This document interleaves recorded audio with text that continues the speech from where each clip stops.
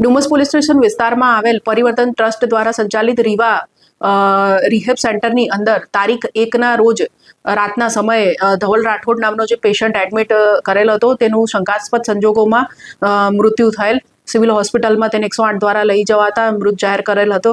તે સંબંધે ગત રોજ મરણ જનાર પેશન્ટના જે ફેમિલી છે તેમના દ્વારા ફરિયાદ આપવામાં આવેલ છે અને પોલીસ દ્વારા જે પણ તપાસ આ મુદ્દે કરવામાં આવેલ હતી તેના આધારે ગતરોજ જે ફરિયાદ દાખલ કરવામાં આવેલ છે તેમાં વિગત એવી છે કે સદર પેશન્ટને જે છે એને રિહેબ સેન્ટરમાં તેના પરિવાર દ્વારા ભરતી કરવામાં આવેલ હતો તારીખ 28ના રોજ.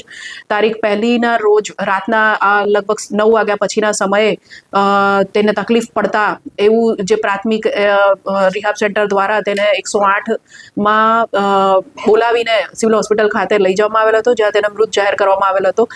પોસ્ટમોર્ટમ જે કરવામાં આવ્યું, ફોરેન્સિક પોસ્ટમોર્ટમ, એની અંદર ઈજાના નિશાનો મળી આવ્યા, જેથી પોલીસે આ જે મેટર છે એને સિરિયસ ગણીને તાત્કાલિક ઇન્વેસ્ટિગેશન ચાલુ કરેલ હતું અને ગતરોજ પોલીસ દ્વારા આ મુદ્દે FIR નોંધવામાં આવી છે અને આગળનું કુલ 4 ઇસમોને આ બાબતે અરેસ્ટ કરવામાં આવેલ છે.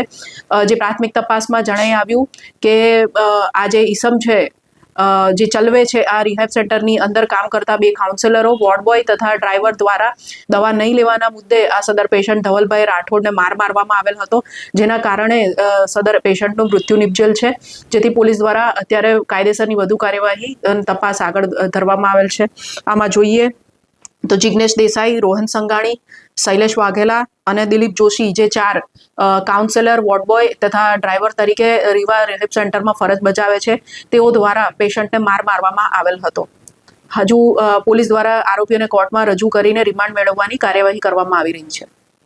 મેડમ, જે મરનાર છે ધવલ રાઠોડ, એ ક્યાંનો છે અને કેટલા વખતે આ સેન્ટરમાં? મરણ જનાર ધવલ રાઠોડ છે એ મૂળ બનાસકાંઠાનો થરાદનો વતની છે અને તે માત્ર એક જ દિવસ માટે અહીં ભરતી હતો. તારીખ 28ના રોજ સાંજના 6 વાગે તેના પરિવારજનો જે તેનો ભાઈ છે જે નજીકમાં અહીંયા સુરત જિલ્લામાં રહે છે તેમના દ્વારા એમને અહીંયા ભરતી કરવામાં આવેલ હતા અને 1લી તારીખે તેનું મૃત્યુ નિપજેલ છે.